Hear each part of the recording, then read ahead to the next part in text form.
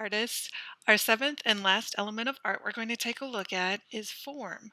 Form is very similar to shape, but shape we refer to as a space that is taken up by connecting lines.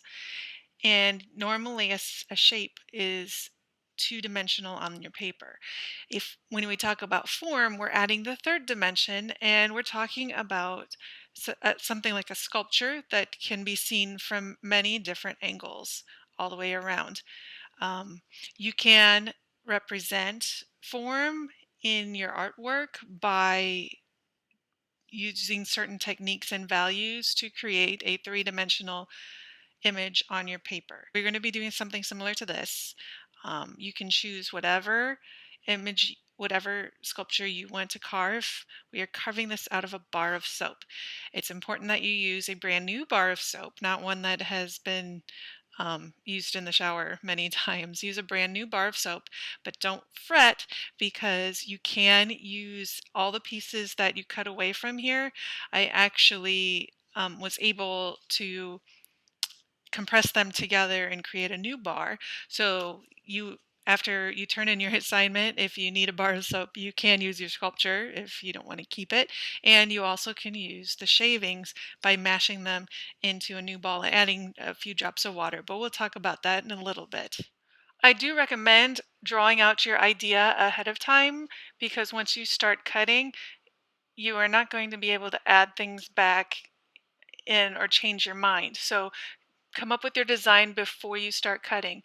I drew mine out and then now I'm drawing it out on the brand new bar of soap using a mechanical pencil, but you could use a regular pencil. I didn't want to use any materials that are too sharp. Please don't use anything that is sharp without supervision of an adult around. This is only a plastic knife that I'm using to carve away the main shape of my sculpture, which is the letters that spell joy. As you can see, I'm just going little by little. The soap that I used was a Lever 2000 bar of soap. It's the soap that I have at home, and it's a moisturizing soap, so it's got lotions in it, which makes it a little bit softer.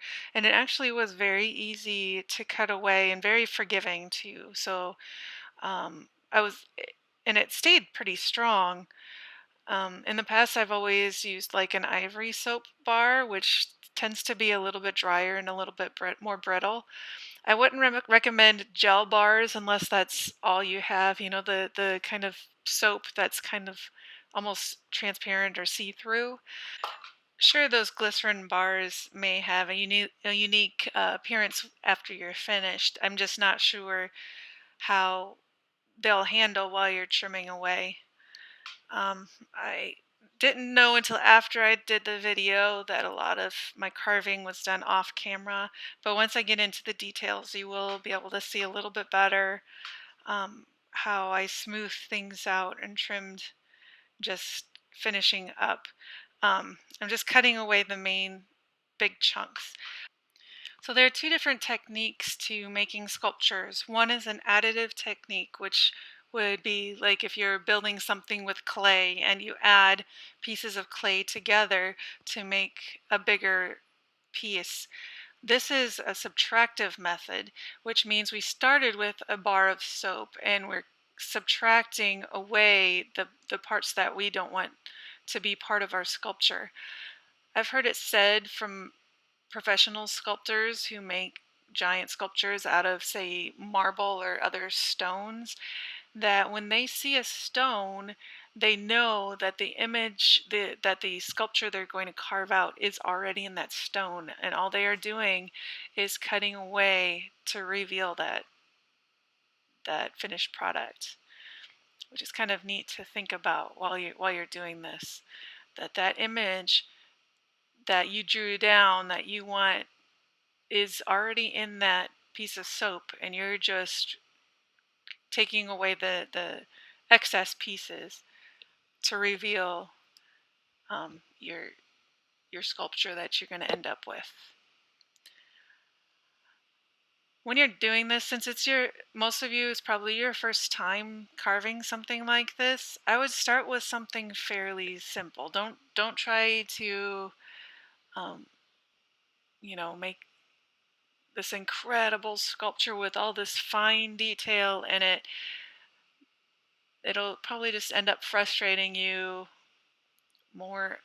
And if you can pick a simple shape, something that you can recognize, though, even I don't know, like a football, or for you guys, or something that's doesn't have too terribly much detail, but that's not just a rectangle. Like, don't do I wouldn't say do a cell phone, because then you're just maybe cutting around, not really cutting very much off because it's already rectangle.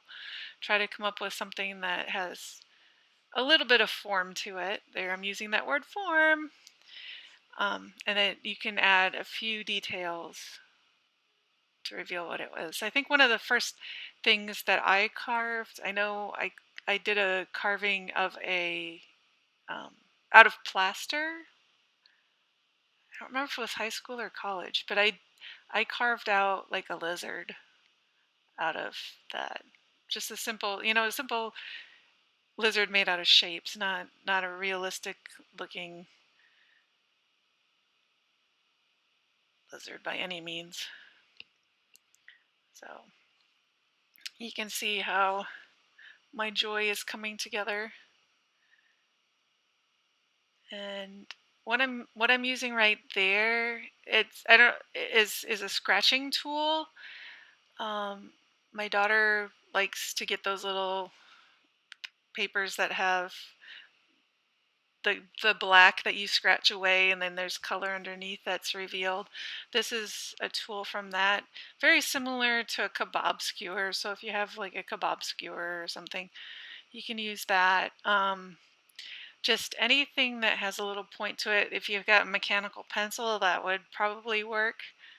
Oh, here's my scraps that I told you about. I smashed them together, added just a teeny bit of water, smashed them together, and then I have a nice little ball of soap.